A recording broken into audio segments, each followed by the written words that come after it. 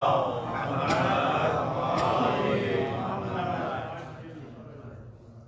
بالله من الشيطان الرجيم بسم الله الرحمن الرحيم الحمد لله رب العالمين والصلاة والسلام على المرسلين وعلى أهل بيته الطيبين الطاهرين المعصومين واللعنة الدائمة على أعدائهم أجمعين من يوم عداوتهم إلى قيام يوم الدين. قال الله تعالى في القرآن الحكيم وهو أصدق القائلين أعوذ بالله من الشيطان الرجيم بسم الله الرحمن الرحيم وإذا سمعوا ما أنزل إلى الرسول ترى أعينهم تفيض من الدمع مما عرفوا من الحق يقولون ربنا آمنا فاكتبنا مع الشاهدين. صدق الله العلي العظيم. صلوات محمد اللهم صل على محمد وآل محمد. سورہ مبارکہ المائدہ آیت نمبر 83 آپ خدمت میں تلاوت کی ہے. اس آیت مبارکہ میں اللہ تبارک و تعالی ان اہل کتاب کی حالت اور کیفیت بیان فرما رہا ہے کہ جنہوں نے جب اللہ کے رسول کی زبان اقدس سے آیات قرآن کو سنا، اس حق کو جو اللہ کی طرف سے آیا تھا اور زبان اطہر رسول اللہ پر جاری تھا، اسے پہچان لی اور اس پہچاننے کی تاثیر یہ ہوئی کہ ان کی آنکھوں سے آنسو جاری ہوئے اور انہوں نے اللہ تبارک و تعالی سے یہ اقرار کیا کہ اے ہمارے رب، ہم اس حق پر جسے ہم نے پہچان لیا ہے ایمان لاتے ہیں، ہمیں بھی گواہوں میں لکھ لی. اس حق کی صداقت پر جنہوں نے گواہی دی ہے ہمارا نام بھی ان کے اندر شامل کرو. آیت کے لفظ یہ ہے وَإِذَا سَمِعُوا، اور جب وہ سنیں گے یا جب انہوں نے سنا اس کو، جب وہ اسے سنتے ہیں، کس کو؟ ما انزل الی الرسول، جو اللہ کے رسول پر نازل ہوا ہے. ترى اعینہم تفیض من الدمع، تو آپ دیکھتے ہیں کہ ان کی آنکھیں آنسو سے لبریز ہو جاتی ہیں، ان کی آنکھوں سے آنسو بہنے لگتے ہیں. کیوں بہنے لگتے ہیں؟ مما عرفوا من الحق، حق کو پہچان لینے کے سبب، حق کی معرفت ہو جانے کے سبب. اور پھر کیا کہتے ہیں؟ یقولون، کہتے ہیں ربنا، اے ہمارے رب، آمنا، ہم اس حق پر ایمان لے آئے ہیں، فاکتبنا مع الشاہدین، ہمیں گواہوں میں شمار فرما لے، ہمیں گواہوں میں ہمارا نام بھی لکھ لے کہ اس زمانے میں جنہوں نے اس حق کی صداقت پر گواہی دی. صلوات محمد اللهم صل على محمد وآل محمد. جیسا کہ آپ مومنین کو معلوم ہے کہ ہماری آج کی جو گفتگو ہے، جو درس ہے، اس کا موضوع معرفت امام زمان عجل اللہ تعالی فرجہ. اللهم صل على محمد وآل محمد. یعنی ہم اپنے زمانے کے امام کی معرفت آیات قرآن سے کیسے حاصل کر سکتے ہیں؟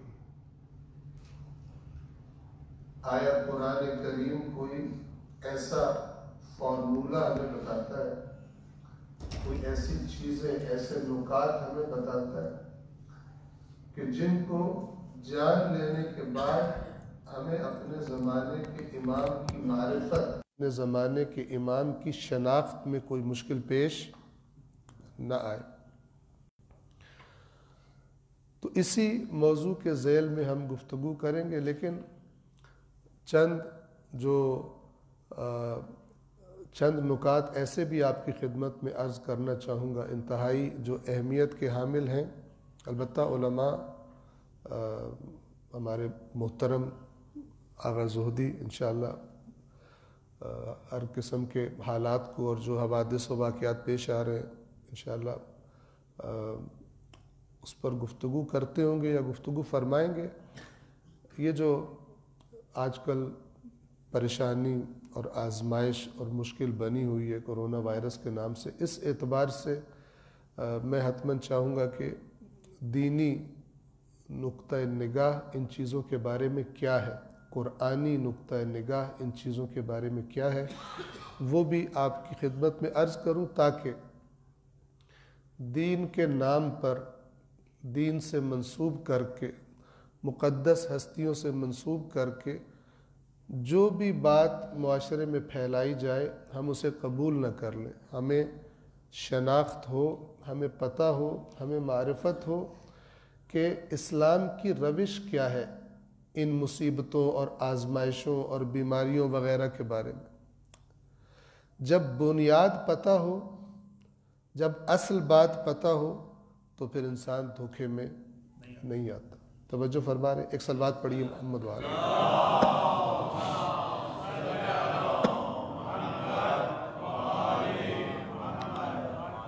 انسان کے اندر کسی چیز کو یا کسی شخص کو، کسی شخصیت کو پہچاننے کی صلاحیت کیسے پیدا ہوتی ہے؟ اگر ہم چاہتے ہیں کہ ہم اللہ کے اس نمائندے کو پہچانیں تو یہ صلاحیت انسان اپنے اندر کیسے پیدا کر سکتا ہے؟ میں مثالوں سے اپنی بات کو شروع کروں گا۔ اگر ایک جگہ پر ایک محفل میں چند افراد بیٹھے ہوں، آپس میں گفتگو کر رہے ہوں، اور مثلاً ان موجود افراد کے درمیان دو ڈاکٹر ہوں، تو بہت جلد ہی تھوڑی سی گفتگو کے بعد وہ ڈاکٹر ایک دوسرے کو پہچان لیں گے، ایک دوسرے کو جان لیں گے۔ مثلا اگر ایک بندہ دعویٰ کرے کہ میں ڈاکٹر ہوں، تو مثلا 10 انسان بیٹھے، توجہ سے سنیے گا، 10 انسان بیٹھے، ان میں سے ایک دعویٰ کرتا ہے کہ میں ڈاکٹر ہوں، 8 جو بیٹھے ہوئے ہیں وہ ڈاکٹر نہیں ہے، عوام ہے، اس شعبے سے آشنا نہیں، لیکن جو 9واں ہے وہ خود ڈاکٹر ہے۔ تو اب آپ بتائیے کہ وہ جو کر رہا ہے دعویٰ، جو دعویٰ کر رہا ہے کہ میں ڈاکٹر ہوں، اس کے دعوے کی تصدیق یا تردید کرنے کی صلاحیت اس ڈاکٹر میں زیادہ ہے یا ان 8 عوام کے افراد میں زیادہ ہے؟ جی، عوام ہی تو جھوٹے دعووں کے دھوکے میں آتے ہیں، ٹھیک ہے؟ اگر ایک ڈاکٹر کسی گاؤں میں جائے اور وہاں اسے بتایا جائے، وہ سوال کرے، اسے بتایا جائے جی ہمارے گاؤں میں ایک بڑا اچھا ڈاکٹر ہے، بڑی اچھی دوائیاں دیتا ہے، وہ کہے مجھے جا کے ملاؤ اس سے، اس کو ملانے کے لیے لے کر جائیں، اس سے 2 جملے بول کے اسے پتہ چل جائے گا یہ ڈاکٹر نہیں ہے، یہ ڈاکٹر بنا ہوا ہے، ڈاکٹر ہے نہیں۔ توجہ فرما رہے ہیں؟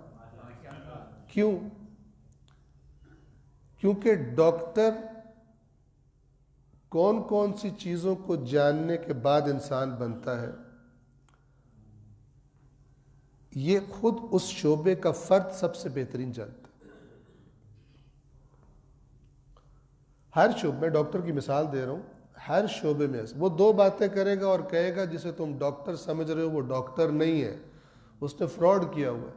یہ 6 مہینے یا سال کسی ڈاکٹر کے پاس نوکری کرتا رہا اور اس کے طریقہ کار دیکھ کر اس نے تمہیں دھوکہ دینے کے لیے یہاں پر دکان کھولی ہے، ڈاکٹر نہیں ہے، بغیر اس کے کہ اس کی ڈگری دیکھے، ڈگری چیک کرو، ڈگریاں بھی جعلی ہو جاتی، بن جاتی۔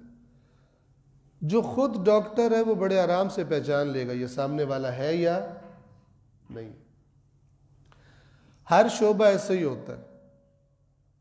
آپ کے ذہنوں کو تھوڑا سا تازہ کرنے کے لیے، ٹھیک ہے، آج کل بڑی پینک پھیلی ہوئی ہے کرونا وائرس کی وجہ سے۔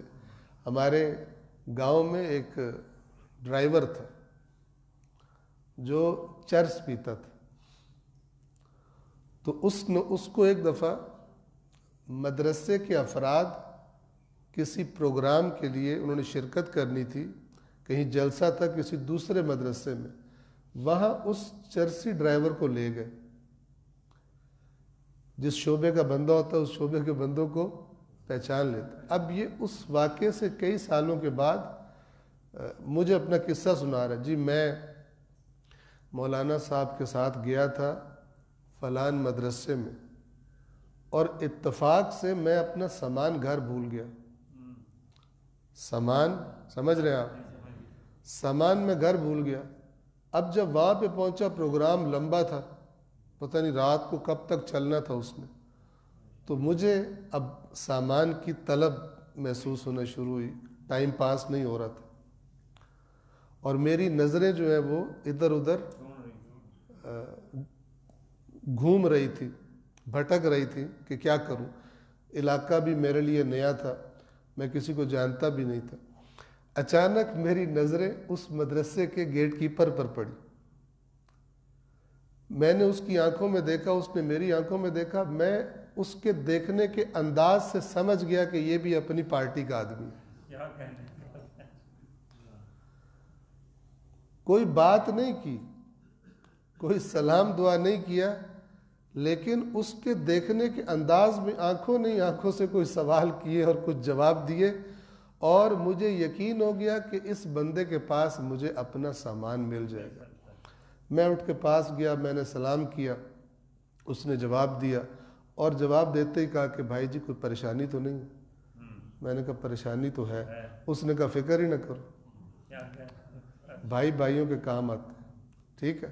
تو میں نے اسے کہا تو مدرسے کے باہر مثلا گیٹ کیپر ہو گیا تھا، مدرسے والوں کو پتہ نہیں چلنے دیتا۔ جس کا مدرسے والوں کو پتہ نہیں چلا، جو شعبے کا بندہ ہے اس کو صرف تھوڑا سا غور سے دیکھنے سے پتہ چل گیا کہ یہ بندہ میرے شعبے کا ہے۔ ایک صلوات پڑھیے محمد والے۔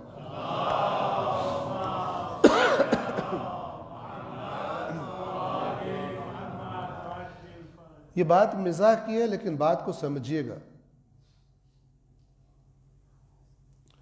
جو جس شعبے کا ہوتا ہے اپنے شعبے والے کو پہچان لیتا ہے یا نہیں۔ اگر دعویٰ کر رہا ہے تو دعوے میں سچا ہے یا سچا نہیں۔ جب زمانے کا امام تشریف لائے گا، ظہور فرمائے گا، تو میں نے کبھی سوچا کہ میں کیسے پہچانوں گا یہ وہی ہے یا کوئی جھوٹا دعویٰ کرنے والا۔ آپ کو پتہ ہے غیبت کے زمانے میں کئی جھوٹوں نے دعویٰ کیا، اور بہت سارے عوام بعض اوقات ان جھوٹوں کے اس دغا میں پھنس بھی گئے۔ ہر کچھ زمانے کے بعد، کچھ عرصے کے بعد کوئی نہ کوئی ایسا فتنہ امام کے نام پر، عام لوگوں کو بے وقوف بنانے کے لیے ایک بندہ کہتا ہے میرا امام کے ساتھ رابطہ ہے، میں تمہارے مسائل کے حل امام سے پوچھ کے تمہیں بتا سکتا ہوں، اور ان سے پھر جو بھی اس نے استفادہ کرنا ہوتا ہے، مادی استفادہ، وہ کرتا ہے۔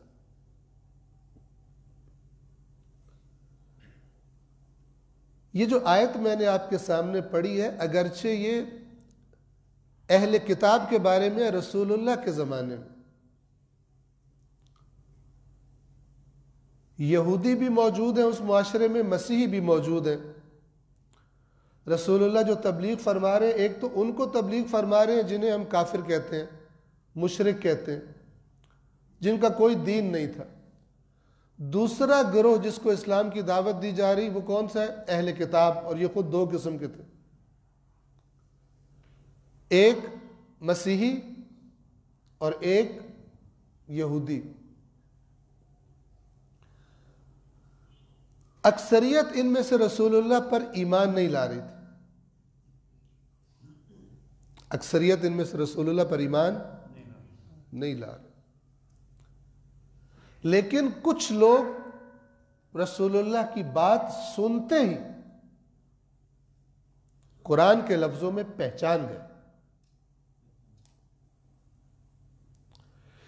یہ ان کے اندر یہ صلاحیت کہاں سے پیدا ہوئی کہ باقی نہیں پہچان پا رہے، انہی جیسے مسیحی ہیں، لیکن ان لوگوں نے فوراً پہچان لیا کہ یہ رسول برحق ہے۔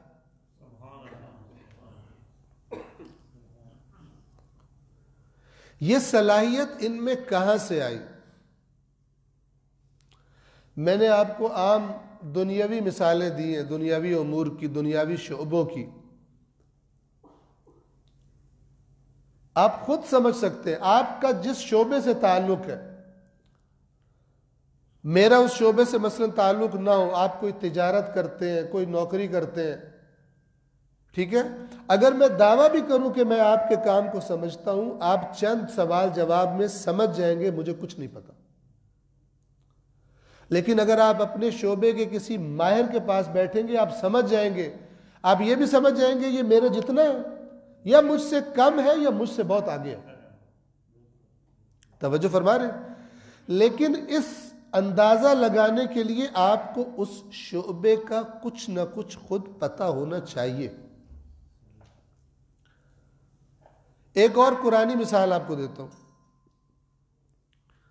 حضرت موسیٰ نے جب فرعون کو دعوت دی، تبلیغ کی، فرعون نے حضرت موسیٰ کے جب معجزات کو دیکھا، اس نے سمجھا یہ بہت بڑا کوئی جادوگر ہے، اس نے جادوگروں کو دعوت دی، جو مشہور اور بڑے جادوگر تھے ان کو بلایا گیا، فرعون نے ان سے بڑے اجر اور پاداش کا وعدہ کیا، اور پھر ایک دن جو طے تھا اس دن پبلک کو بھی، عوام کو بھی بلا لیا تاکہ حضرت موسیٰ کو ان کے سامنے رسوا کرے۔ مقابلہ شروع ہوا، جادوگروں نے رسیاں پھینکی، قرآن نے بتایا کہ وہ رسیاں ہی تھی، لوگوں کو سانپ لگنے لگی۔ قرآن مجید نے الفاظ بیان کیے، جادو کسی چیز کی حقیقت کو تبدیل نہیں کرتا، ایک قسم کا دھوکہ ہوتا ہے۔ تو قرآن کے الفاظ یہ ہیں کہ انہوں نے لوگوں کی آنکھوں پر سحر کیا، آنکھوں کو دھوکہ دیا، نہ کہ رسیاں سے سانپ بن گئی۔ لیکن جب وہ سانپ لگنے لگی لوگوں کو، اب اللہ کے حکم سے حضرت موسیٰ نے اپنا عصا پھینکا، اور وہ بھی ایک بہت بڑے سانپ میں تبدیل ہو گیا، اور اس سانپ نے جادوگروں کی رسیوں کو کھانا شروع کر دیا۔ اب ایک ہے اس واقعے کو دیکھنے والی عوام، جن کو جادو میں کوئی اسپیشلائزیشن حاصل نہیں، وہ جو اسپیشلسٹ ہیں انہیں پتہ ہے یہ ہم نے جو پھینکا ہے یہ رسیاں ہیں، ان کی حقیقت بدلی نہیں ہے۔ وہ جو اسپیشلسٹ نہیں ہے وہ ڈر رہے ہیں، سمجھ رہے ہیں سانپ ہے۔ لیکن جب اللہ کی طرف سے وہ معجزہ رونما ہوا اور حضرت موسیٰ نے جب عصا کو پھینکا تو وہ عصا نہ رہا، اس کی حقیقت ہی تبدیل ہو گئی، اور وہ حقیقت میں سانپ بن گیا، اور اس نے ان رسیوں کو نگلنا شروع کر دیا۔ فرعون نے پبلک کو دھوکہ دینے کے لیے نان اسپیشلسٹ پبلک کو دھوکہ دینے کے لیے کیا کہا؟ اس نے فوراً سیاسی بیان دیا، جیسے سیاستدان دیتے ہیں۔ اس نے فوراً پینترا بدلا اور کیا کہنے لگا کہ اچھا یہ تمہارا استاد ہے بڑا، اور تم اس کے شاگرد ہو، اور تم نے مل کے یہ پلان بنایا۔ یعنی موسیٰ اور جادوگر یہ آپس میں ملے ہوئے، کیوں؟ اس نے تو اپنی کرسی بچانی تھی، اور یہ میں اپنے لفظوں میں ایڈ کر رہا ہوں کہ تم مل کے چاہتے ہو میری بھولی بھالی عوام کو دھوکہ دو اور انہیں خراب کرو، ان کا دین خراب کر دو۔ عوام کو پتہ نہیں چلا، لیکن وہ جو جادوگر تھے وہ اب ان کے پاس دو راستے تھے۔ حقیقت وہ دیکھ چکے تھے، چونکہ جادو جس حد تک کمال دکھا سکتا ہے انہیں پتا تھا۔ انہوں نے عصا کو سانپ میں تبدیل ہوتا دیکھ کر یہ جان لیا کہ یہ جو موسیٰ نے کیا ہے یہ جادو نہیں ہے، یہ ہمارے شعبے سے آگے کی بات ہے، یہ خدائی بات ہے، یہ جادو نہیں کر سکتا یہ کام۔ اب ان کے پاس دو راستے تھے، یا تو فرعون کے اجر کو یاد کر کے اپنی دنیا کمانے کے لیے جھٹلا دیتے حق کو پہچاننے کے بعد، اور دوسرا راستہ یہ تھا کہ جان پہ کھیل جاتے، فرعون سے لڑ جاتے لیکن حق کا اقرار کر لیتے۔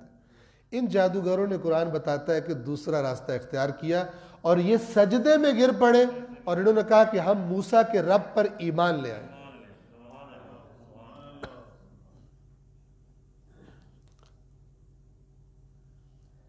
کچھ ایسا ہی معاملہ ہوا رسول اللہ کے ساتھ۔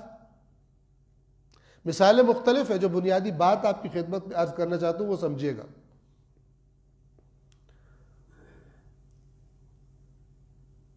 رسول اللہ کے ساتھ بھی ایسا ہی ہوا، اور جب ہمارے زمانے کے امام تشریف لائیں گے ان کے ساتھ بھی ایسا ہی ہوگا۔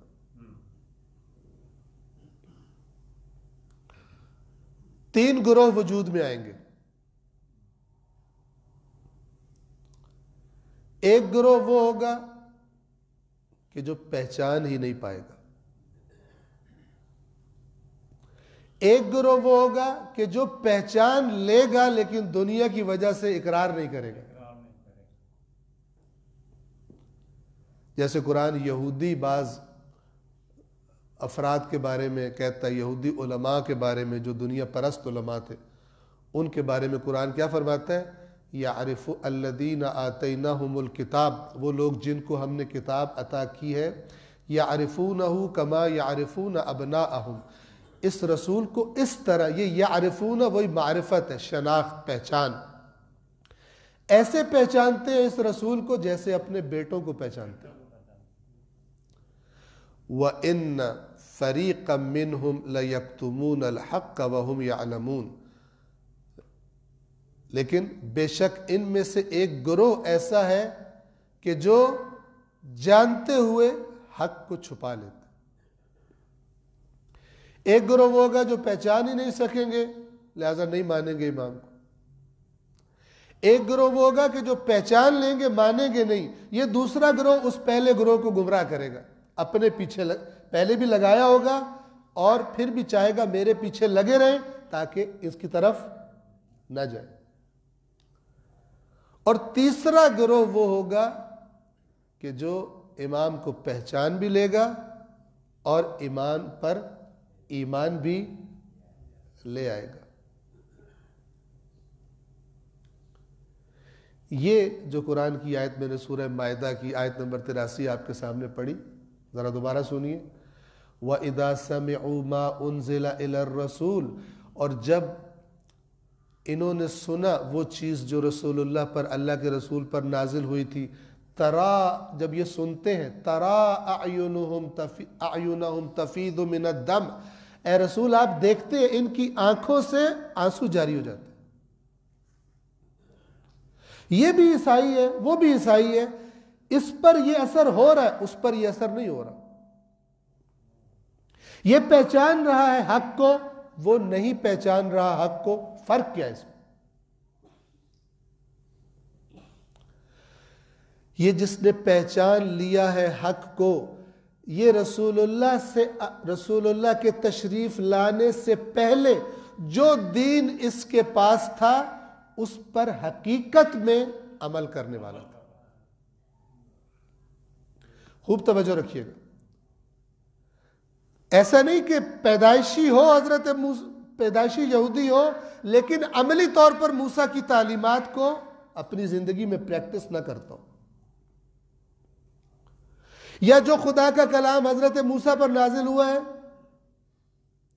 اس کو کہتا ہو کہ میں مانتا ہوں، لیکن اس کلام کو خود چکھ کے نہ دیکھا ہو اس نے. چکھنے سے کیا مراد ہے؟ پڑھ کر کہ وہ کلام ہے کیا چیز. ایک وہ ہے جس نے تورات پڑھی ہوئی ہے، تورات کو اچھی طرح جانتا ہے، لیکن تورات کو استعمال کر رہا ہے دنیا کمانے کے لیے. اس نے رسول اللہ کو پہچان لیا لیکن مانا نہیں، کیونکہ یہ دین کو دنیا کے لیے وسیلہ بنایا ہوا ہے اس نے. لیکن وہ قلیل تعداد کے جو تورات سے بھی جڑے ہوئے تھے اور تورات پر عامل بھی تھے، تورات کی تعلیمات کے مطابق زندگی گزر رہی تھی، ان کو کوئی مشکل پیش نہیں آئی، نہ پہچاننے میں نہ ماننے میں. پہچاننے میں مشکل کب آتی ہے؟ جب اس سے پہلے اس چیز کا ذائقہ نہ پتا ہو. ماننے میں کب مشکل آتی ہے؟ کہ جب ماننے سے میرے مفادات ٹکرا رہے ہو. جیسے ان علماء سو کے مفادات ٹکرا رہے تھے کہ اگر رسول اللہ کا اقرار کر لیں گے تو اس کے بعد یہ جو ہماری عوام ہے یہ پھر اس کی بات سنے گی، ہماری بات نہیں سنے گی. پھر توجہ فرمائے، پہچاننے میں کیا چیز رکاوٹ ہوتی ہے؟ جہالت. ماننے میں کیا چیز رکاوٹ ہوتی ہے؟ مفادات. یہ جو تیسرا گروہ تھا کہ جو اپنے رسول اللہ سے پہلے جو ان کے پاس دین تھا اس پر حقیقی معنوں میں عمل کر رہے تھے، نیک تھے، با ایمان تھے اور تورات بھی جانتے تھے، ان کو نہ پہچاننے میں مشکل پیش آئی نہ ماننے میں مشکل پیش آئی، اس لیے کہ انہوں نے دنیا پرستی کو اپنا شیوا نہیں بنایا ہوا تھا. ان کے مفادات سے رسول اللہ کو ماننا ٹکرا رہا نہیں تھا. یہاں پہ غور فرمائیے گا،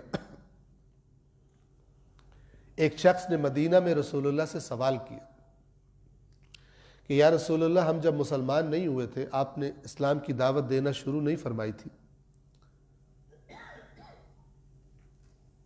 اس وقت بھی ہم اچھے کام کرتے تھے.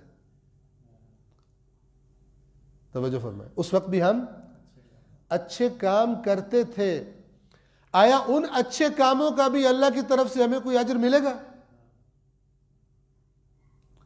جو باتیں میں کر رہا ہوں اس بات کو جوڑیے گا، اسے سمجھیے گا.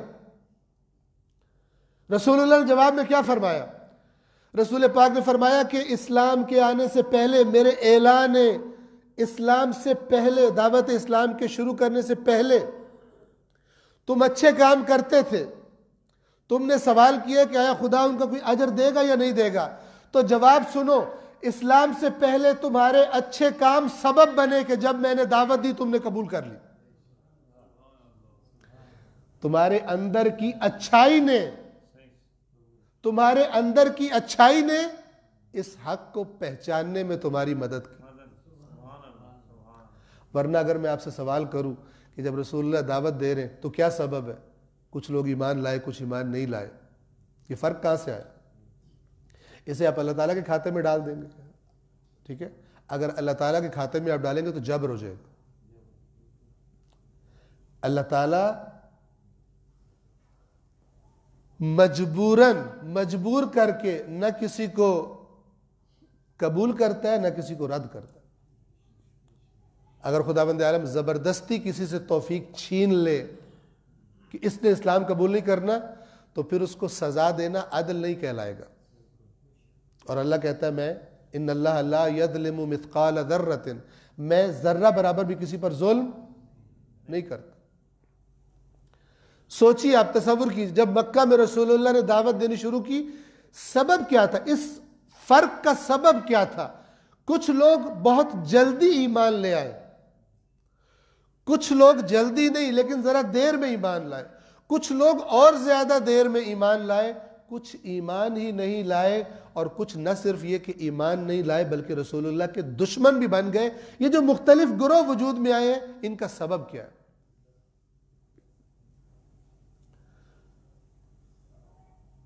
اس سبب پر غور کیجئے، اس کو سمجھیے. یہ سبب ہم سب کے اندر موجود ہے، اور جب بھی خدا کا نمائندہ آ کر، وہ خدا کا نمائندہ آ کر اعلان کرے گا، ہم نے اپنے حرکات سے، اپنے اعمال سے اپنے آپ کو جو خلق کیا ہے، جو اپنی شخصیت بنائی ہے وہی شخصیت فیصلہ کرے گی کہ ہم نے امام کو پہچاننا ہے یا امام کو نہیں پہچاننا، یا امام کو ماننا ہے، تسلیم کرنا، یا امام کو تسلیم نہیں کرنا۔ یاد رکھیے ایسا نہیں ہوگا کہ جس نے اپنا نام شیعہ رکھا وہ دوڑ کے جائے گا امام کو مان لے گا، اور جو شیعہ نہیں ہے وہ امام کو نہیں پہچانے گا۔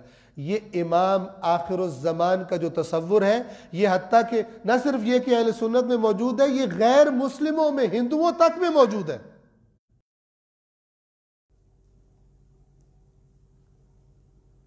جب ہم ایران میں موجود تھے تو ہندو مذہب کو، اس کے بارے میں ایک سبجیکٹ تھا ہمارا، ہم نے پڑھا، اگر میں تلفظ میں غلطی نہ کروں تو ان کا جو آخری زمانے میں انسانیت کی نجات کے لیے آنے والا منجی بشریت ہے، اسے وہ کالکی اوتار کہتے ہیں، کہ وہ آخری زمانوں میں آئے گا اور وہ انسانیت کو نجات دے گا تمام پریشانیوں سے، تمام غموں سے، تمام ظلم و ستم سے۔ لیکن سب سے امپورٹنٹ بات یہ ہے کہ ہم اپنے آپ کو تیار کریں کہ ہم اس کو پہچان بھی سکیں اور اس کو مان بھی سکیں، اور وہ تیاری آج ہے۔ ہوتا کیا، توجہ فرمائیں، جب امام تشریف لائیں گے، روایات میں آپ سنتے ہیں، ہماری روایات میں موجود ہے، امام کے بڑے کاموں میں سے ایک سب سے بڑا کام کیا ہوگا؟ اللہ کی کتاب کو، قرآن مجید کو معاشرے میں قائم کرے۔ اب جو قرآن سے مانوس ہے اس کام سے پہلے، امام کے اس عمل سے پہلے، جو قرآن مجید سے مانوس ہے، قرآن کے جملوں سے، سن سن کے نہیں، پڑھ پڑھ کے، اور پڑھا بھی صرف جنرل نالج کے لیے نہیں، بحث کرنے کے لیے نہیں، تقریر کرنے کے لیے نہیں، پڑھا اس لیے تاکہ اپنے اوپر لاگو بھی کر سکو۔ جیسے ہی امام گفتگو فرمائیں گے، جس طرح وہ آیت بتا رہی ہے کہ اہل کتاب کی آنکھوں سے آنسو جاری ہو گئے، جو انہوں نے حق کو پہچان لیا رسول اللہ کی زبان سے جاری ہوتے دیکھ کر، سن کر، بالکل اسی طرح زمانے کے امام جب گفتگو فرمائیں گے، ان کی آنکھوں سے بھی آنسو جاری ہو جائیں گے، اور ان کا اندر گواہی دے گا کہ یہ وہی ہے جس کا ہم انتظار کر رہے تھے۔ چہرے سے امام کو نہیں پہچانا جائے گا، نہ امام کوئی دنیا داروں کی ایسی شان و شوکت سے آئیں گے، وہ تو دنیا دار امپریس ہوں گے ان سے۔ مثلا توجہ فرما رہے ہیں؟ کون پہچانے گا؟ جو پاکیزہ باطن رکھتا ہے۔ کون پہچانے گا؟ جس نے اپنے اندر دنیا کو سبا نہیں لیا، جس کے کوئی مفادات ایسے نہیں ہیں کہ جو امام کا ساتھ دینے سے ختم ہو رہے ہو۔ لہذا ہر کرپٹ انسان کو مشکل پیش آئے گی اس امام کی طرف جانے میں۔ اللہ کی کتاب سے دور افراد کو مشکل پیش آئے گی امام کو پہچاننے میں۔ لمبا موضوع ہے، اشارہ کر رہا ہوں، یہود مدینہ منتظر تھے آخری رسول کے۔ مدینہ کے یہودی جو خیبر میں رہ رہے تھے وہ بھی، جو مدینہ میں رہ رہے تھے وہ بھی، جو فدق میں رہ رہے تھے وہ بھی، یہ اپنا وطن فلسطین چھوڑ کر ہجرت کر کے ان سرزمینوں پر آئے تھے۔ آئے کس لیے تھے؟ اللہ کے آخری رسول کے لیے، ان کا انتظار کرنے کے لیے، تاکہ جب وہ آئے تو ان پر ایمان لائے۔ لیکن جب وہ آئے تو یہ ان کے دشمن بن گئے، سوائے ایک قلیل تعداد کے، حالانکہ کر رہے تھے ان کا انتظار۔ توجہ فرما رہے ہیں؟ انسان کو، اللہ کے نبی نے اس اپنے صحابی کے جواب میں فرمایا کہ عہد جہالت میں جو تمہارے اچھے کام تھے وہ سبب بنے۔ اچھا کام انسان کے اندر کی سرزمین کو نرم کر دیتا ہے، اور اچھا، جیسے میں نے کہا نا، ڈاکٹر کو پہچان لیتا ہے، اسی طرح اچھا اچھے کو پہچان لیتا ہے، اور بے ایمان کو پہچان لیتا ہے۔ ان لوگوں کے اچھے کام جو سابقہ کرتے رہے تھے، انہوں نے ان کو ہیلپ کیا رسول اللہ پر ایمان لانے میں۔ جو کم اچھے تھے انہیں ذرا دیر زیادہ لگی، جو بہت اچھے تھے وہ جلدی ایمان لے کے آ گئے۔ یہ بالکل ایسا ہی ہے، جو تھوڑا سا بیمار ہو سکتا ہے ڈاکٹر اسے کہے تو صرف پرہیز کر، ٹھیک ہو جائے گا، تمہیں دوائی کی بھی ضرورت نہیں۔ جو تھوڑا سا زیادہ بیمار ہو، ڈاکٹر کیا کہتا ہے کہ یہ ایک ٹیبلٹ ایک دفعہ کھا لو کافی ہے تمہارے لیے. لیکن جو زیادہ بیمار ہو انہیں ہفتے بھر کی مہینے بھر کی دوائیاں دینی پڑتی ہیں, یا بعض اوقات ان کو آپریشن کرنا پڑتا ہے. جیسے فتح مکہ پہ آپریشن ہوا تو بعض ایمان لائے. توجہ فرما رہے ہیں, بعض بیمار آپریشن کے بغیر ایمان نہیں لاتے. ہر انسان کی روح بھی اسی طرح یاد رکھیے گا. میرے اور آپ کے اعمال, ایک ہے ہمارا علم, ایک ہے ہمارا عمل. یہ دونوں, علم ہمارے اندر شناخت پیدا کرتا ہے اور عمل ہمیں اس حق کے سامنے سر تسلیم خم کرنے کے لیے تیار کر دیتا ہے. ورنہ بہت سارے عالم تھے جنہوں نے رسول اللہ کا انکار کیا, اور بہت سارے عالم ہوں گے جو امام کا بھی انکار کر دیں. ایک صلوات پڑھیے محمد و آل محمد.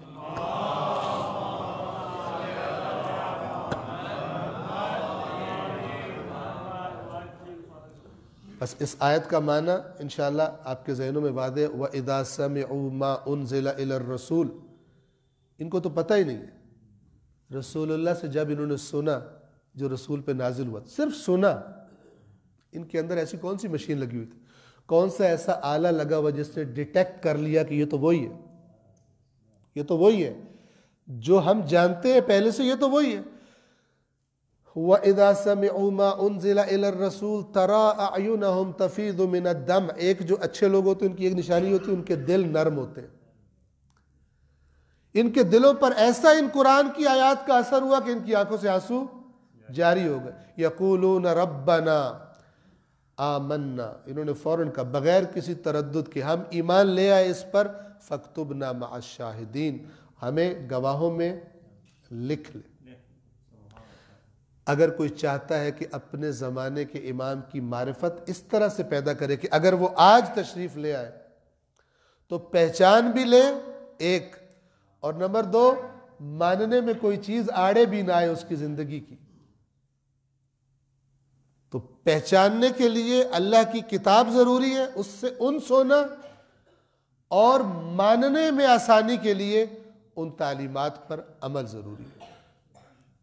ورنہ میں نے عرض کیا کہ بعض لوگ پہچان کر بھی نہ رسول اللہ کو انہوں نے مانا, اور اب بھی دنیا میں بہت سارے لوگ امام کو بھی پہچان کر ماننے سے انکار کر دیں گے. ماننا ان کے مفاد میں نہیں ہوگا.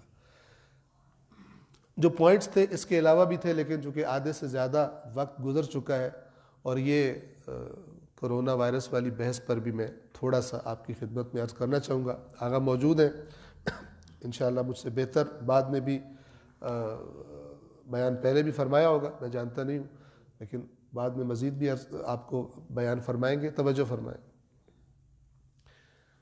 جب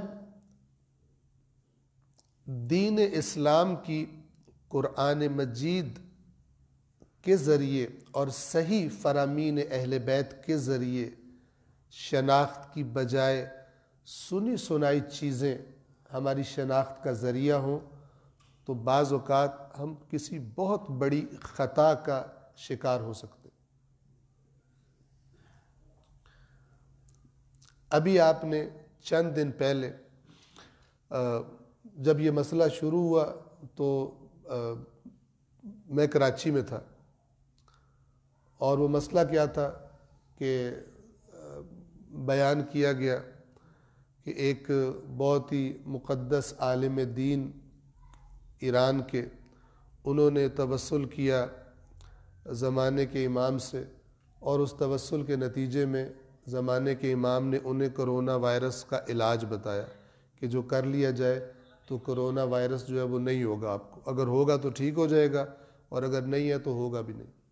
اور وہ علاج کیا ہے کہ اپنے گھر میں جاؤ, قرآن مجید کو کھولو, سورہ بقرہ سے ورق الٹنا شروع کرو, اور تمہیں کہیں نہ کہیں ایک بال ملے گا, وہ بال میرا ہوگا. یعنی امام نے یہ فرمایا کہ وہ بال میرا ہوگا.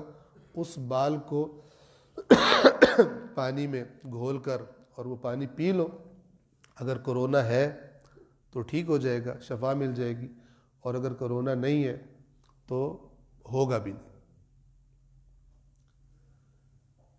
اب کچھ لوگوں نے کیا شروع کیا, یہی کام شروع کیا. چونکہ ہمارے یہاں سب سے جو کم کام ہوتا ہے وہ ہے تحقیق, وہ ہے پوچھنا. وہ ہے دین کے بارے میں کچھ عقل سے بھی کام لے لینا. یہ سب سے کم کام ہوتا ہے. اس کے بعد ایک بڑے یعنی مشہور عالم ہے, انہوں نے اپنی تقریر میں یہی نسخہ تجویز کر دیا, اور انہوں نے بھی یہ زحمت نہیں فرمائی کہ اس عالم کا ایران والے کا نام ہی بتا دیتے جس کو نسخہ بتایا گیا, تاکہ ایرانی بھی جا کے وہاں تحقیق کر لیتے کہ آیا اس عالم کو بتایا گیا یا نہیں بتایا گیا, جو کہ آج وہاں بھی پینک پھیلی ہوئی, یہ مسئلہ پھیلا ہوا. پھر انہوں نے ایک دعویٰ کیا, دیکھیے یہ پہلے بات سن لیں, پھر دیکھیے اس کے منفی اثرات کتنے خطرناک ہیں, اور جو اس قسم کے شوشے بناتے ہیں وہ کتنے بڑے خناس ہوتے ہیں.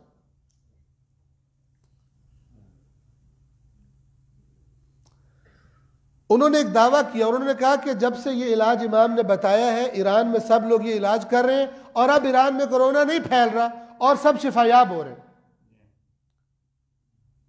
جبکہ ان کی تقریر کے بعد ہر روز ایران سے اموات اور نئے کیسز کی خبریں آ رہی. جب انسان اندھے تقدس میں دین کے نام پہ ہر چیز کو قبول کرتا ہے,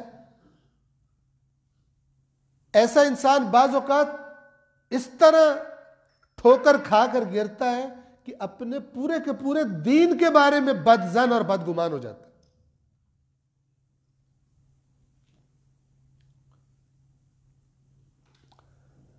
اب ذرا مسئلے کو سمجھیے گا. آیا دین اسلام کی تعلیم یہ ہے کہ ظاہری یہ جو کائنات ہے, اس کے اندر جو چیزیں ہمیں نظر آتی ہیں یا جو ہمیں نظر نہیں آتی لیکن وجود رکھتی ہیں, آج مائکروسکوپ سے دیکھی جا سکتی ہیں, جیسے کہ خود یہ وائرس ہے, آیا ان کے بارے میں جو پریکٹیکل اقدام ہے ان سے صرف نظر کر, یعنی دین کی یہ تعلیم ہے, ان سے صرف نظر کرو بس تم دعا مانگو یا فلان ورد کرو, آیا اسلام کی یہ تعلیم ہے؟ دین اسلام کی یہ تعلیم نہیں. ایک جملہ آپ کو مولا کائنات کا بتا رہا ہوں. نہج البلاغہ میں, یہ 3 حصے نہج البلاغہ کے, خطبات, خطوط اور حکمتیں. حکمتیں چھوٹے چھوٹے جملے ہیں مولا کے. حکمت نمبر 337, یا بعض نسخوں میں تھوڑا بہت نمبر چینج ہو سکتا ہے, آس پاس آپ کو مل جائے گی. 337 مولا کائنات فرما رہے الداعی بلا عمل, بغیر عمل کیے دعا مانگنے والا,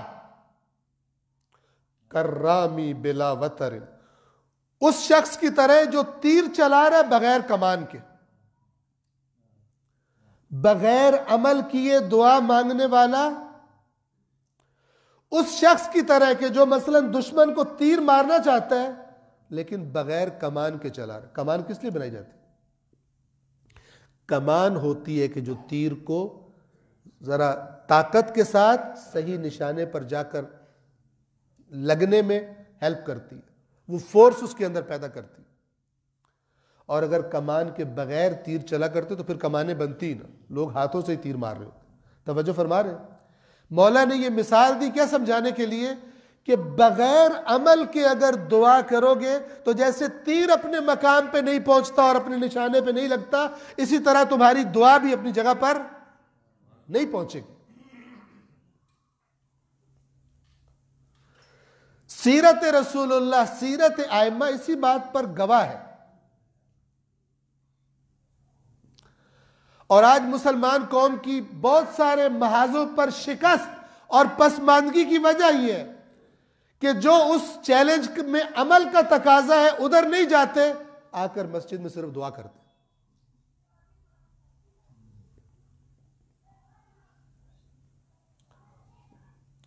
مثلا میں مثال یہ دیا کرتا ہوں کہ اگر آپ سیرت رسول اللہ کو دیکھیں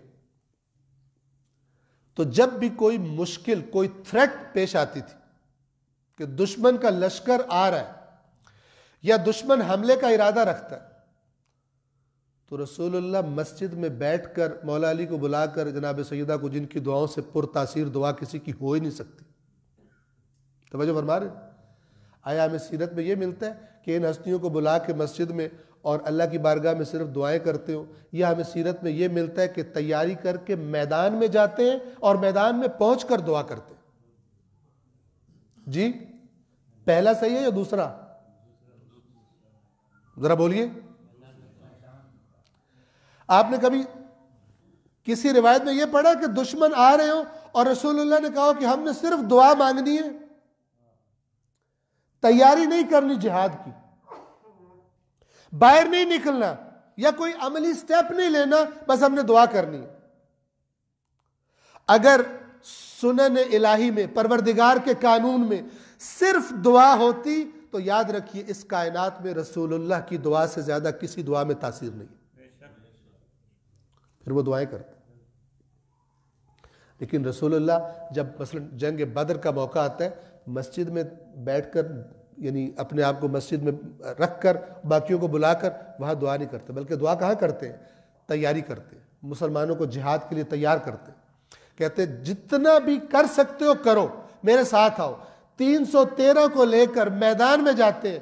جب دشمن کے جو تعداد میں زیادہ ہے، اسلحے میں زیادہ ہے، توجہ فرما رہے ہیں، ظاہری طور پر دنیا کے اعتبار سے طاقتور زیادہ ہے، جب سامنے پہنچ جاتے ہیں جو اپنے ذمہ کام تھا، جو کر سکتے تھے ظاہری وسائل کا، اسے کرنے کے بعد جب دشمن کے سامنے پہنچتے ہیں پھر اللہ سے دعا مانگتے، اے خدا اب ہماری جو ہم کر سکتے تھے ہم نے کیا، اب اس طاقتور لشکر کے مقابلے میں اگر تیری مدد نہ ہوئی تو ہم فتح نہیں پا سکتے.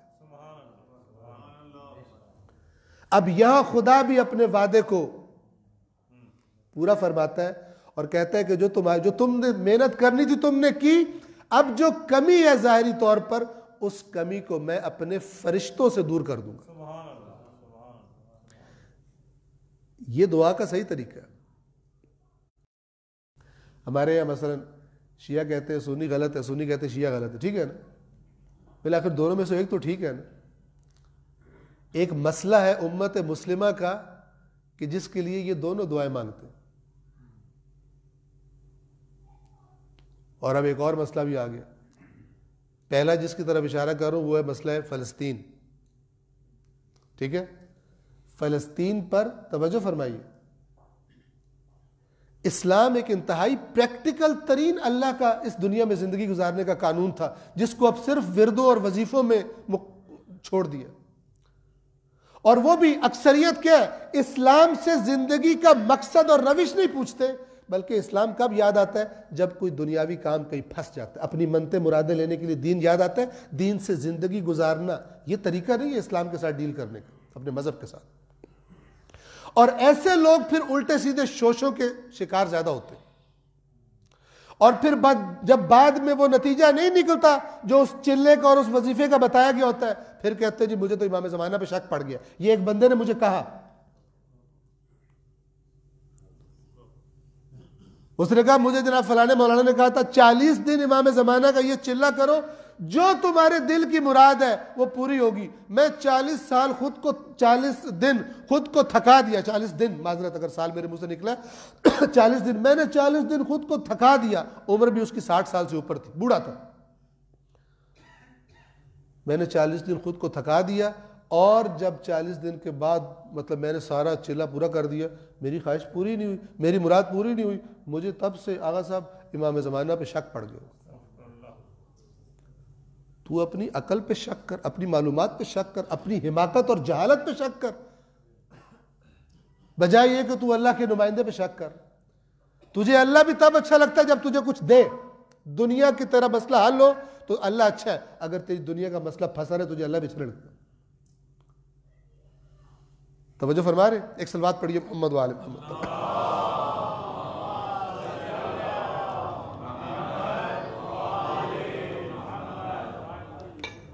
ایک مرتبہ پھر صلوات پڑھیں محمد وآل.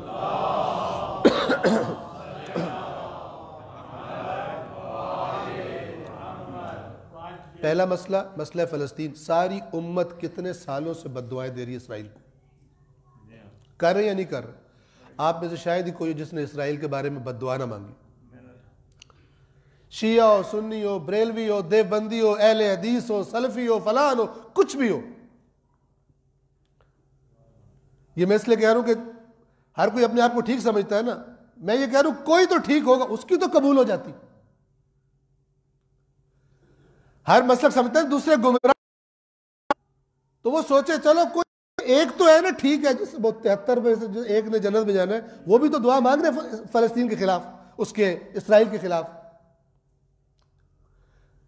اتنی زیادہ دعاؤں نے، خانہ کعبہ میں دعائیں ہوتی ہیں، مسجد نبوی میں دعائیں ہوتی ہیں، کربلا میں دعائیں ہوتی ہیں، نجف میں دعائیں ہوتی ہیں، مشہد میں دعائیں ہوتی ہیں کہ اللہ تعالیٰ اسرائیل کا بیڑا غرق کرے. کیوں نہیں ہو رہا؟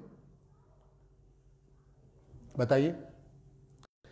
اس لیے کہ صرف دعا کرنے والے خدا کے قانون کے خلاف چل کے دعا مانگ رہے ہیں.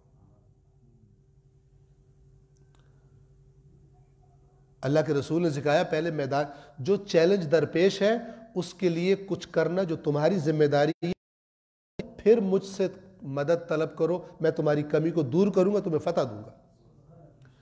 لیکن اگر تم کامچور بن گئے، تم نے کہا نہیں ہم نے صرف دعا. حضرت موسیٰ نے کہا کہ اس ارض مقدس میں داخل ہو جاؤ. وہاں قوم تھی، وہ طاقتور تھے، عمالقہ قوم تھی، لمبے چوڑے. جب جاسوسوں نے آ کے اطلاع دی کہ وہ اتنے لمبے ہیں، تم تو اس کے سامنے اتنے چھوٹے لگتے ہو.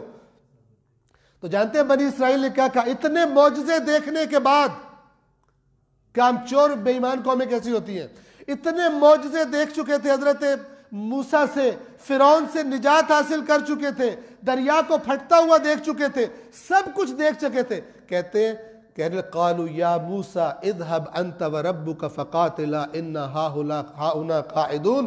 موسیٰ تو اور تیرا اللہ جا کے لڑو ان سے، یہ بہت طاقتور ہے، ہم یہاں پہ بیٹھے ہوئے ہیں. جب تو اور تیرا رب ان کو نکال لو گے، ہم وہاں پہ پھر کھانے پینے کے لیے پہنچ جائیں گے. کھانے پینے کا لفظ میں نے خود ایڈ کیا. اللہ تبارک و تعالی نے سزا دی ان کو، 40 سال صحراؤں میں بھٹکتے رہے. کیوں؟ خداوند عالم کا نبی بھی ہو، لیکن اگر وہاں پر تم نے فتح حاصل کرنی ہے، تمہیں جہاد کرنا پڑے گا، تمہیں عمل کرنا پڑے گا.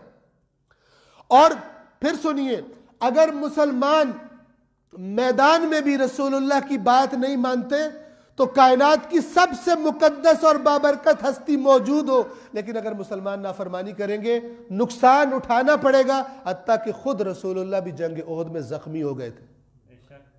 ایسا نہیں ہے کہ پتھر آتا ہوتا رک جائے رسول اللہ کی طرف، ایسا نہیں ہوگا کہ خنجر چلتے ہوئے رک جائے امام حسین کی گردن پر، ایسا نہیں ہوگا. عمل اور پھر دعا. اسی طرح جب کسی بیماری کا مسئلہ ہو تو کوئی بندہ یہ کہے کہ میں نے تو احتیاط نہیں کرنی، میرا مولا وارث. ابھی کسی نے پوسٹ بنائی ہوئی تھی، ہمارا تو مولا وارث ہے، جن کا مولا وارث ان کا کرونا وائرس ہے. کرونا وائرس کو وارث بنایا ہوتا. اس قسم کے ٹوٹکے اور شوشے مزے لینے کے لیے چھوڑ.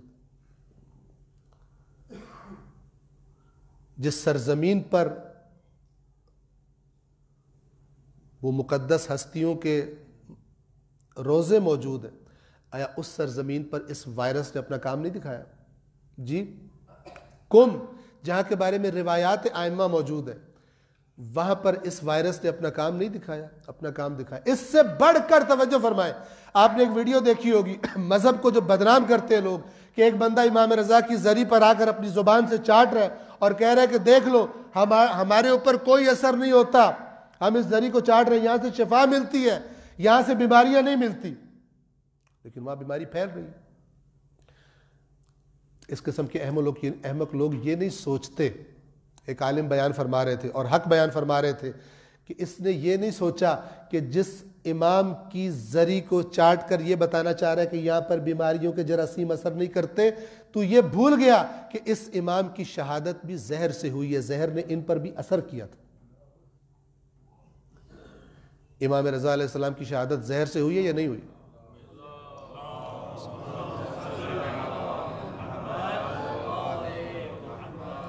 زہر سے ہمارے ائمہ کی شہادت ہوئی ہے یا نہیں ہوئی؟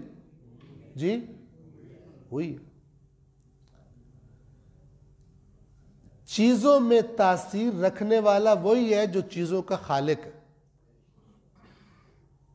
توجہ فرما رہے؟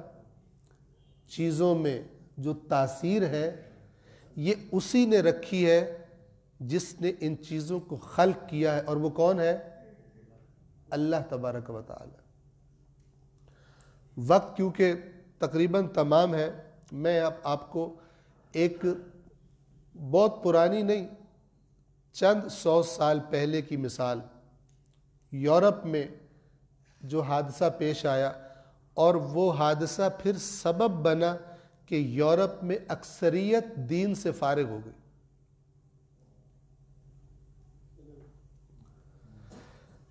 دین کے بارے میں جب غلط رویہ اختیار کیا جائے گا، دین کی چیزوں کو، دین سے منسوب باتوں کو جب مثلا ثابت شدہ حقیقتوں کے مقابلے میں لا کے کھڑا کر دیا جائے گا، اس سے دین کی خدمت نہیں ہوگی، اس سے دین کا نقصان ہوگا۔ اور ایسا کرنا خود دین کی تعلیمات کے خلاف ہے۔ آپ مجھے بتائیے، مولا کائنات کے سر میں ضرب لگی، طبیب کو بلایا گیا یا نہیں بلایا گیا؟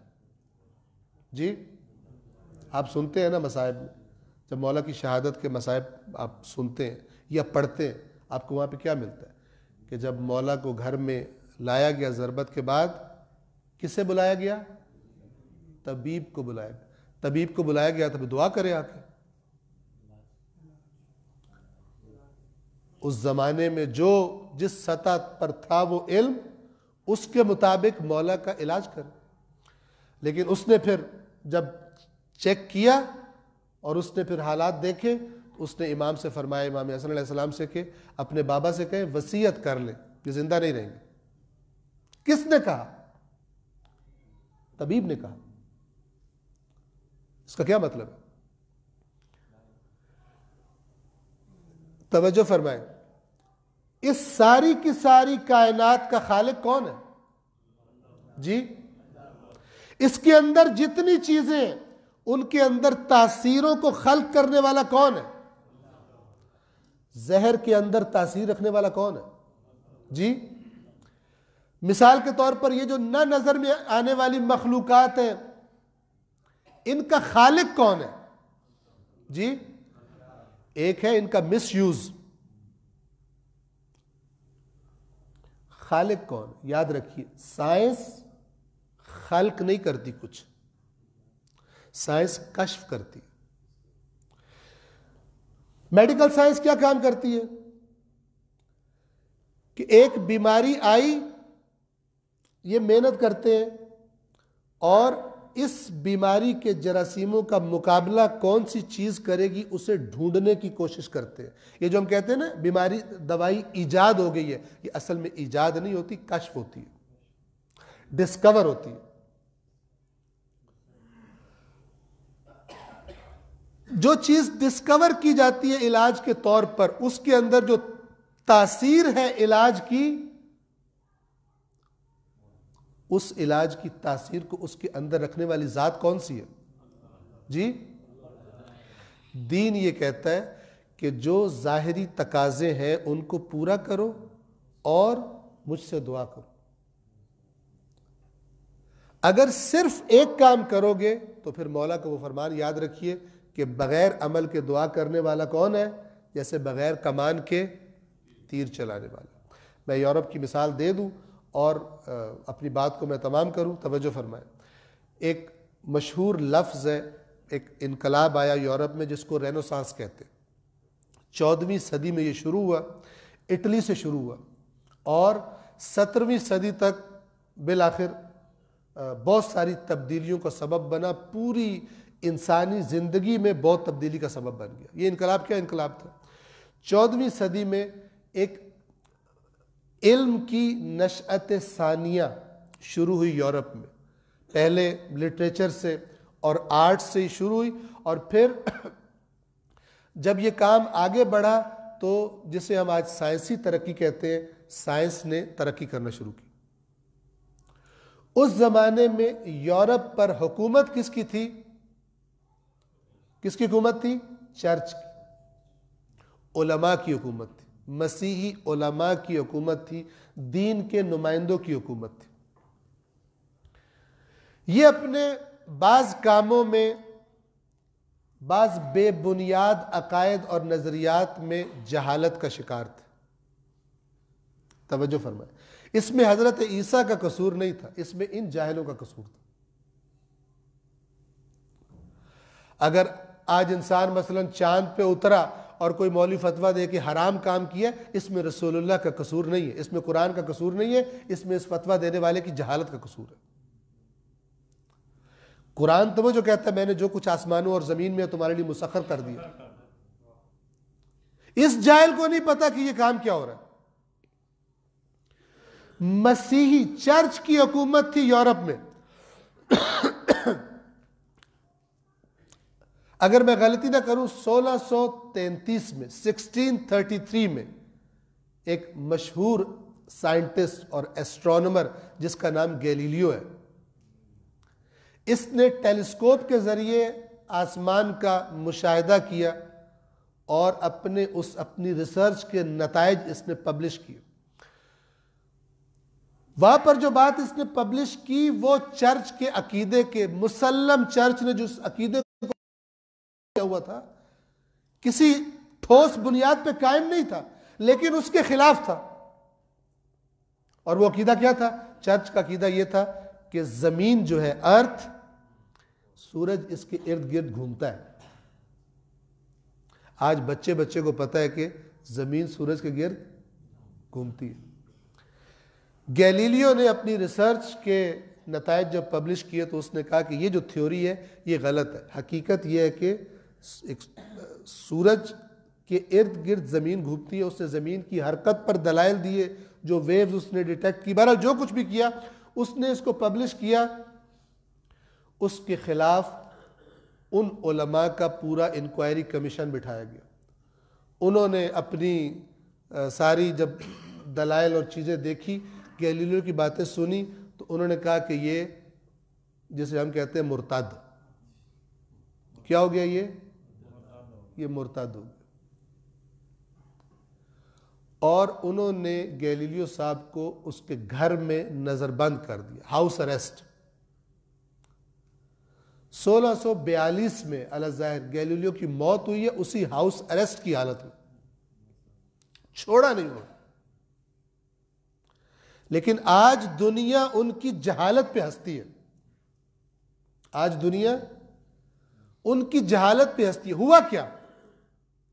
جو بات آپ کی خدمت میں عرض کرنا چاہ رہا ہوں کہ خدا را یہ جو واٹس ایپ پہ آ رہا ہے, جناب مجھے یہ خواب آیا ہے, مجھے یہ ہو گیا, فلان ہو گیا, اس کو پھیلانے سے پرہیز کیجئے. وہ کام نہ کیجئے جو یورپ میں ہوا تھا, جس کی سزا آج تک دین بھگت رہا ہے.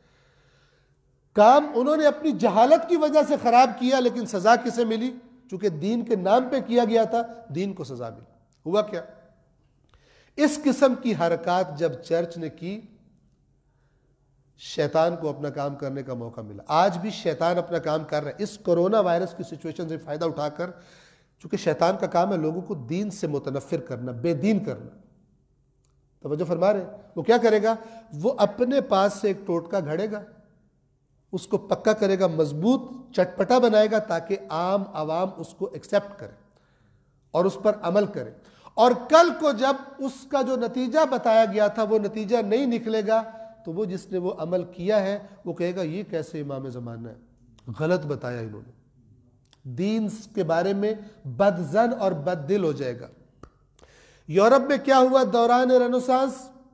شیطانی قوتوں نے کام کیا. انہوں نے یہ کہنا شروع کیا کہ یہ جو مولانا حضرات ہیں تمہارے مسیحی علماء فادرز, یہ یہی کہتے ہیں نا کہ یہ اللہ کے نمائندے ہیں. پبلک نے کہا یس, یہ اللہ کے نمائندے. اچھا یہ اللہ کے نمائندے ہیں, اور انہوں نے بتایا نا کہ وہ جس اللہ کے یہ نمائندے ہیں اس اللہ نے یہ کائنات بنائی ہے. انہوں نے کہا بالکل اسی نے بنائی ہے, اور وہ اللہ ہر چیز کو جانتا ہے. تو انہوں نے کہا بالکل, تو انہوں نے یہی بتایا کہ اللہ ہر چیز کو جانتا ہے جس کے یہ نمائندے. تو انہوں نے کہا اگر اللہ ہر چیز کو جانتا ہے تو یہ جو میڈیکل سائنس دوائیاں بنا رہی ہے یہ مولوی کیوں نہیں بنا رہے؟ ان کو تو سائنسدانوں سے پہلے بنانی چاہیے تھی, یہ کیوں نہیں بنا رہے؟ نہ صرف یہ کہ بنا رہے نہیں ہیں بلکہ سائنس کے مقابلے میں کھڑے ہو جاتے ہیں. سائنس کے مقابلے میں کھڑے ہو جاتے ہیں اپنی جہالت کی وجہ سے. البتہ حقیقی علماء اسلام ایسے نہیں ہیں. آپ ابھی اسی کرونا وائرس کے بارے میں آیت اللہ سستانی کے بیانات کو دیکھیے. انہوں نے پوری طرح سے کہا کہ جو بھی احتیاط ماہرین بتائیں اس احتیاط پر عمل کرنا لازمی ہے. اور ابھی آنے سے پہلے میں ان کا فتویٰ پڑھ رہا تھا کہ اگر کوئی احتیاط نہ کرے اور کسی دوسرے کی بیماری کا سبب بنے اس کو دیت دینی پڑے گی. اس حد تک سینسٹیو ہے. کس کی رائے ماننے میں؟ ماہرین، جو میڈیکل سائنس کے ماہرین ہیں. یہ نہ کریں کہ نہیں جناب مولا وارث ہے ہمیں کچھ نہیں ہوتا. ہو جائے گا. چونکہ ایسا کہتے ہوئے آپ مولا کی تعلیم کی نافرمانی کر رہے ہیں، آپ کو پتہ نہیں. ٹھیک ہے نا؟ جیسے بعض لوگ جرم کرتے ہیں اور کہتے ہیں اللہ غفور الرحیم ہے. اللہ سے پوچھو تو صحیح اس جرم کے بارے میں غفور الرحیم ہے؟ وہ کہتا ہے توبہ کرو تو غفور الرحیم ہو. ایسا نہیں ہے کہ تم جرم کر کے نافرمانی کر کے دھجیاں اڑا دو میری حدود کی اور جو پوچھے تو کہو میں غفور الرحیم ہوں. ایسا میں غفور الرحیم نہیں ہوں. توبہ کرنے والوں کے لیے غفور. اسی طرح مولا وارث ہے لیکن اپنے اطاعت گزاروں کا، اپنی تعلیم پہ عمل کرنے والوں کا، نہ کہ عمل اس کے خلاف کیا جائے اور کہیں کہ مولا وارث ہے. ان لوگوں نے یورپ میں یہ کام کیا کہ انہوں نے آہستہ آہستہ دین کے خلاف یہ پروپیگنڈا کیا جو بے دین قوتیں تھیں. انہوں نے کہا کہ یہ دین نامی چیز ہی خرافات ہے. اگر دین نامی چیز میں حقیقت ہوتی تو یہ بیماریوں کے علاج یہ بتا رہے ہوتے. یہ جو تمہاری زندگی میں بہتری پیدا ہو رہی ہے، انجن ایجاد ہو گیا، لینس ایجاد ہو گیا، فلان پرنٹنگ مشین پریس ایجاد ہو گئی ہے، یہ سارا کا سارا ادھر سے آنا چاہیے تھا. اب بجائے یہ کہ یہ لوگ اس کو اس طریقے سے ویلکم کرتے اور حقیقتوں کو سمجھتے، اس کے خلاف سٹینڈ لیا. نتیجہ یہ نکلا کہ یورپ میں دین کے خلاف لوگ اٹھ کر کھڑے ہو گئے اور علم اور دین کو ایک دوسرے کے مقابلے میں لا کر کھڑا کر دیا. حالانکہ علم کیا ہوتا ہے؟ حقیقت کشف کرتا ہے. علم تو حقیقت ہوتی ہے. اس کائنات کا انہوں نے یہ نہ سمجھا کہ جس کا دین ہے اس کائنات کا خالق بھی وہی ہے اور یہ دونوں ایک دوسرے میں تضاد نہیں رکھ سکتے. شاید یہاں پہلے میں نے کبھی عرض کیا ہو کہ حتماً کیا ہوگا کہ ہم سمجھتے ہیں قرآن پڑھنے کا ثواب ہے چونکہ اللہ کا کلام ہے، لیکن فزکس پڑھنے کا ثواب کبھی بھی ہمارے ذہنوں میں نہیں آیا. حالانکہ اگر فزکس کو اسی نگاہ سے دیکھیں کہ اس کائنات کا مطالعہ کرنے کا نام فزکس ہے، اس کائنات کے وہ قانون جو خدا نے بنائے ہیں ان کو سمجھنے کا نام فزکس ہے، تو یہ دونوں ثواب کے کام ہیں. یہ خدا کا قول، یہ خدا کا فعل. میری گزارشات تمام، وقت اوپر ہو گیا جس کے لیے معذرت چاہتا ہوں. میں آپ سے گزارش کروں گا، دیکھیے یہ کرونا وائرس کے جتنے بھی مسائل آ رہے ہیں اس میں حتماً بجائے غلط خبریں اور جو آپ کے پاس واٹس ایپ پر آتا ہے جو بغیر کسی پراپر سورس کے آئے، خدا را اسے فارورڈ نہ کیجئے. آپ فائدے کی جگہ نقصان کریں گے. جس کو بھیج رہے ہیں آپ سمجھ رہے ہیں فائدہ کر رہے ہیں. مولا کا فرمان ہے کہ جس نے بغیر علم کے عمل، جو بغیر علم کے عمل کرتا ہے وہ اصلاح کی بجائے فساد کرتا ہے معاشرے میں. جو کچھ آپ کے پاس آتا ہے اس کو فارورڈ نہ کیجیے. جو پراپر ڈاکٹرز کی طرف سے، گورنمنٹ کی طرف سے جو احتیاطی اقدامات اٹھانے کا کہا جائے آپ کوشش کریں کہ ان اقدامات جتنا ہو سکتا ہے ان پر عمل کریں. ایران کے اندر رہبر معظم انقلاب اسلامی نے یہی کہا. انہوں نے کہا کہ اگر کوئی میڈیکل، کوئی ڈاکٹر، کوئی نرس اس خدمت کرتے ہوئے اگر دنیا سے چلا جاتا ہے شہید ہے. جو ماہرین، آپ کو پتہ ہے ایران کا جب سال شروع ہوتا ہے یہ فارسی کیلنڈر، 1 تاریخ کو آیت اللہ خامنائی ہر سال مشہد میں جا کے سپیچ کرتے تھے حرم امام رضا میں. کینسل کر دی گئی ہے وہ سپیچ. کیوں؟ اس لیے کہ اللہ تبارک و تعالی کا دین احتیاط کا بتاتا ہے کہ جب بیماری ہو، حدیث میں ہمیں ملتا ہے اللہ کے نبی نے فرمایا کہ اگر کسی سرزمین میں طاعون پھیل جائے، آج والا زمانہ نہیں تھا، آج والی ٹریول فیسلٹیز نہیں تھی کہ جہازوں میں لوگ 5 منٹ میں آ جا رہے ہیں. اگر کسی سرزمین میں طاعون پھیل جائے تو اگر تم اس سرزمین میں ہو تو وہاں سے باہر نہ نکلو، کسی اور جگہ نہ جاؤ، اور جو وہاں نہیں ہے وہ ادھر سفر نہ کرے. کیوں؟ ٹرانسفر ہو جائے گا. وہاں پہ یہ نہیں بتایا کہ جن کو لگ گیا مثلا وہ صرف دعا کرو اور پھر جہاں مرضی چلے جاؤ، کچھ بھی نہیں ہوگا. احتیاط کا اسی اس دنیا کے قانون جن کا خالق اللہ ہے، میڈیکل سائنس بھی جن قوانین کو کشف کرتی ہے ان کا خالق بھی اللہ ہے. جتنی سائنس کی برانچز ہے خالق اللہ، یاد رکھیے دینی چیزوں کو اس سائنس کی چیزوں کے علم کے مقابلے میں لا کر کھڑا نہ کیجیے۔ جو چیز دین سے منسوب ہو کے آپ کے پاس آ جاتی ہے وہ ضروری نہیں کہ حقیقت ہو، بعد میں آپ کو پتہ چلے گا کہ آپ نے فائدے کی جگہ نقصان کیا اس دین کا۔ ہاں کوئی واقعاً معتبر، جس طرح مثلا آیت اللہ سیستانی ہے، آیت اللہ خامنائی ہے، وہاں سے انہوں نے کہا صحیفہ سجادیہ کی دعا نمبر 7، صحیفہ سجادیہ کی دعا نمبر 7 اس کو پڑھا جائے، لیکن جو میڈیکل سائنس کہہ رہی ہے وہ بھی کیا جائے۔ پروردگار عالم سے دعا ہے، پروردگار بحق قرآن کریم، بحق محمد و آل محمد، تمام مصیبتوں سے، تمام پریشانیوں سے، تمام مشکلات سے پروردگارہ تمام بشریت کو اور بالخصوص مسلمانوں کو اور مومنین کو نجات عطا فرما۔ پروردگار ہمیں اپنے دین کی ایسی معرفت عطا فرما کہ ہم دین کے نام پر بنائی گئی غلط چیزوں کے دھوکے میں نہ آئیں۔ پروردگارہ حقیقی شیعہ، حقیقی مومن، اللہ کی کتاب کو پڑھنے اور سمجھنے والا، معرفت رکھنے والا اور چیزوں کو سنجیدگی کے ساتھ لے کر چلنے والا، پروردگارہ ایسا انسان، ایسا مومن بننے کی ہم سب کو توفیق عطا فرما۔